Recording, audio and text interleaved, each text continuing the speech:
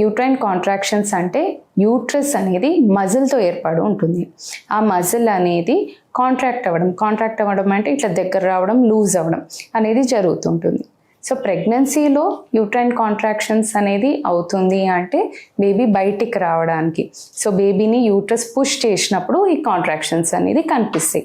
మరి న్యాచురల్గా కూడా ప్రతిసారి అట్లా వస్తుందా అంటే yes, mild contraction uterine waves అని చెప్తాము, అది యూట్రస్లో జరుగుతూ ఉంటుంది. ఫస్ట్ 15 days ఒకవేళ సైకిల్లో ఎగ్ రిలీజ్ అయ్యే వరకు ఈ కాంట్రాక్షన్స్ చిన్న చిన్న అలలులాగా వస్తూ ఉంటుంది. ఆ అలలు అనేది ఒక డైరెక్షన్లో జరుగుతుంది. సో సర్విక్స్ నుంచి అంటే గర్భసంచి మూతి నుంచి పైకి ట్యూబ్ వరకు వెళ్తూ ఉంటాయి అలలు. సో దీనివల్ల యూజ్ ఏంటిది అంటే స్పర్మ్ రిలీజ్ అయినప్పుడు, కలిసినప్పుడు ఎప్పుడు స్పర్మ్ రిలీజ్ అవుతుందో ఆ స్పర్మ్ ఈదుకుంటూ వెళ్ళడానికి బాడీ కూడా, యూట్రస్ కూడా సహకరిస్తుంది. సో ఈ కాంట్రాక్షన్స్ వల్ల, మైల్డ్ వేవ్స్ వల్ల మెల్లిగా స్పర్మ్ ఈదుకుంటూ ట్యూబ్ వరకు వెళ్ళిపోవచ్చు.